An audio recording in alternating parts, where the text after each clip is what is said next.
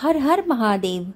आमतौर पर लोगों को सांपों से बहुत डर लगता है, लेकिन क्या आपको पता है कि हमारे हिंदू धर्म में सांपों को भाई मानकर उनकी पूजा करने की परंपरा चली आ रही है। इसके पीछे एक बहुत ही सुंदर कथा जुड़ी हुई है। आज इस चैनल के माध्यम से हम आपके लिए वही कथा लेकर आए हैं। इस कथा को नागपंचमी के दिन सुनने मात्र से आपको नागपंचमी के व्रत का आधा फल प्राप्त हो जाता है और सांपों से डर लगना आपको कम हो जाता है। इसके अलावा अगर आपको काल सर्प दोष है तो वो भी दूर हो जाता है। इस कथा का पूर्ण फल आपको तभी प्राप्त होता है जब आप इस कथा को पूर्ण पढ़ते हैं या फिर सुनते हैं। तो आइए सुनाते हैं आपको नागपंचमी की व्रत कथा। पौराणिक कथा के अनुसार प्राचीन काल में एक नगर था जहाँ पर एक सेठ रहा करते थे। उन सेठ के 7 पुत्र थे। उन सभी 7 पुत्रों के विवाह भी हो चुके थे। सेठ की जो सबसे छोटे पुत्र की पत्नी थी वो बहुत ही सुशील थी, लेकिन दुर्भाग्यवश उसका कोई भाई नहीं था। एक दिन बड़ी बहू ने सभी बहुओं को घर लीपने के लिए पीली मिट्टी लाने के लिए कहा। जब मिट्टी लाने के लिए उन्होंने खुरपी से खुदाई करना शुरू किया तो वहां पर एक सांप निकल आया। जिस सांप को देखकर वहां पे सभी बहुएं बहुत डर गईं। तब बड़ी बहू उसको मारने चली तो छोटी बहू ने बड़ी बहू से कहा कि आप इसे मत मारो, ये एक जीव है और निर्दोष है, आपको इसकी हत्या नहीं करनी चाहिए। बड़ी बहू को भी छोटी बहू की ये बात समझ में आ गई और उसने सांप को छोड़ दिया। इसके बाद छोटी बहू ने सांप से एक जगह बैठकर उसका इंतजार करने के लिए कहा। छोटी बहू इसके बाद घर के कामों में व्यस्त हो गई और सांप को जो बोली हुई बात थी वो भी भूल गई। अगले दिन जब सुबह हुई तो उसे याद आया कि उसने तो सांप के पास दूध लेकर जाना था और उसने सांप को वहां रोक कर रखा हुआ था, वो तो भूल गई। और वो जब वहां पर पहुंची तो सांप से बोली कि भैया मुझे माफ कर दो, मुझसे भूल हो गई है। ये सुनकर सांप कहने लगा कि तूने मुझे भैया बोला है इसलिए मैं तुझे छोड़ रहा हूँ, वरना मैं तुझे अभी डस लेता, मैं इतना क्रोधित हूँ तुमसे। ऐसा कहकर सांप ने वो दूध पी लिया और कहने लगा कि आज से तुम मेरी छोटी बहन हुई, तुम्हें जो चाहिए तुम मुझसे मांग लो। तो छोटी बहन बोलने लगी कि भैया मेरा कोई भाई नहीं है, आप मुझे अपनी बहन बना लो। अगर आपने मुझे अपनी बहन बना लिया तो यही मेरे लिए सबसे बड़ा उपहार है, मुझे और कुछ भी नहीं चाहिए।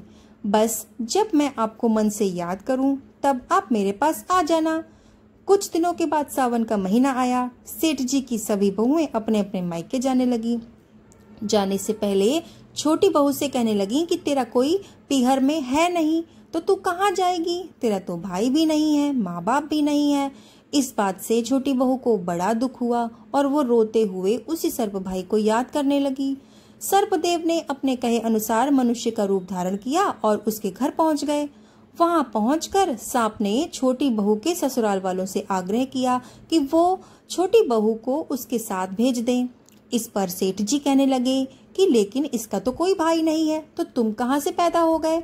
इस पर सांप देवता ने कहा कि मैं इसका दूर का भाई हूँ, मैं बाहर रहता था इसलिए आप मुझे जानते नहीं हैं। अब मैं आ गया हूँ और इसे लेने आया हूँ। ये सुनकर घर वालों ने छोटी बहू को सर्प देवता के साथ भेज दिया। रास्ते में सर्प देवता ने छोटी बहू को बताया कि वो उसे नागलोक ले जा रहे हैं, अगर उसे डर लगे तो वो उसकी पूंछ पकड़ ले। इस तरह दोनों नागलोक पहुंच गए। नागलोक में धन ऐश्वर्य और रत्नों को देखकर छोटी बहू चकित रह गई। वहां सर्प देवता ने उसका परिचय अपनी माता से कराया और कहने लगा कि माँ ये मेरी बहन है और इसने मेरी जान बचाई थी, इसीलिए मैंने इसको अपनी छोटी बहन मान लिया था। ये हमारे साथ यहाँ पर कुछ दिनों तक रहेगी क्योंकि इसका कोई भाई नहीं है और ना ही इसके माता पिता हैं, इसलिए क्या ये मेरे साथ यहाँ पर रह सकती है। तो उसकी माता भी मान गई। इसके बाद माँ ने छोटी बहू का खूब आदर सत्कार किया। छोटी बहू वहाँ पर आराम से रहने लगी। नागलोक में शेषनाग के छोटे छोटे बच्चे भी रहते थे जिन्हें सांप की माँ रोज दूध पिलाया करती थी। वो पहले दूध को ठंडा करती थी, फिर घंटी बजाकर उन नन्हे नन्हे सांपों को दूध पिलाने के लिए बुलाती थी। एक दिन उसकी माँ ने छोटी बहू से कहा कि वो कुछ काम से बाहर जा रही है, इसलिए तुम मेरे सभी पुत्रों को दूध पिला देना। इसके बाद उसने एक पात्र में दूध डाला और जल्दबाजी में दूध को ठंडा होने से पहले ही घंटी बजा दी। घंटी की आवाज सुनकर वो नन्हे नन्हे सांप दूध पीने के लिए आ गए और गर्म दूध पीने से उनके फन जल गए।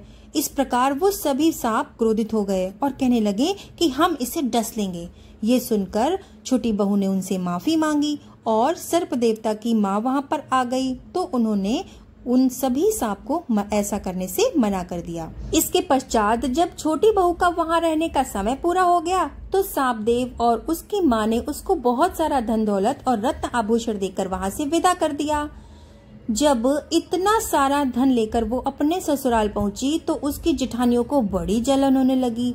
बड़ी बहू ने उससे कहा कि तुम्हारे भाई ने इतना कुछ दिया था तो सोने की झाड़ू भी दे देता। ये सुनकर सांप देवता वहाँ मनुष्य के रूप में आ गए और उन्होंने अपनी बहन को सोने की झाड़ू भी दे दी और सोने की झाड़ू के साथ में उसने अपनी बहन को मड़ियों और हीरों से सुसज्जित एक बेहद खूबसूरत हार भी उपहार में दे दिया। वो हार इतना अनोखा और खूबसूरत था कि उसकी चर्चा तो पूरे गांव में होने लगी। धीरे धीरे ये बात राजा के महल में रानी के कान तक पहुंच गई तो रानी ने राजा से उस हार को मंगवाने के लिए कहा। राजा ने अपने सिपाहियों को उस हार को लाने के लिए बोल दिया। राजा के सिपाही हार लेने के लिए सेठ जी के घर पहुंचे। सेठ जी भी राजा के आदेश के सामने कुछ कर नहीं पाए। छोटी बहू से उसने हार देने के लिए बोला तो छोटी बहू ने बड़े दुखी मन से उस हार को सिपाहियों को दे दिया।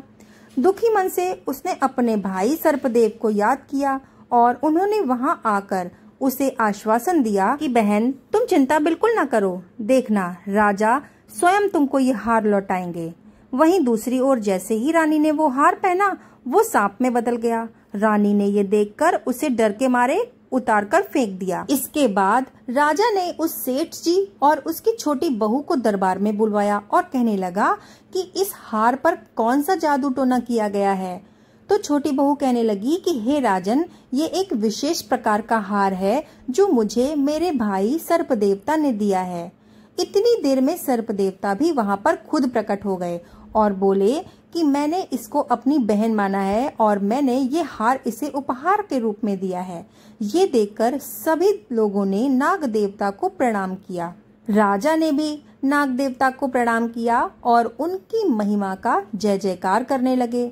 ऐसा माना जाता है कि उस दिन सावन मास के शुक्ल पक्ष की पंचमी तिथि थी, इसीलिए तब से नाग पंचमी का त्योहार विशेष रूप से मनाया जाने लगा और उस दिन नाग देवता को भाई के रूप में पूजा जाने लगा। तो ये थी नाग पंचमी के पीछे की पौराणिक कथा। आपको अगर ये कथा पसंद आई हो तो इसको लाइक जरूर कर दीजिएगा और कमेंट में जय नाग देवता लिखना ना भूलिएगा और इस कथा को ज्यादा से ज्यादा शेयर जरूर कर दीजिएगा। इसके अलावा चैनल पर नए हैं तो सब्सक्राइब कर दीजिएगा।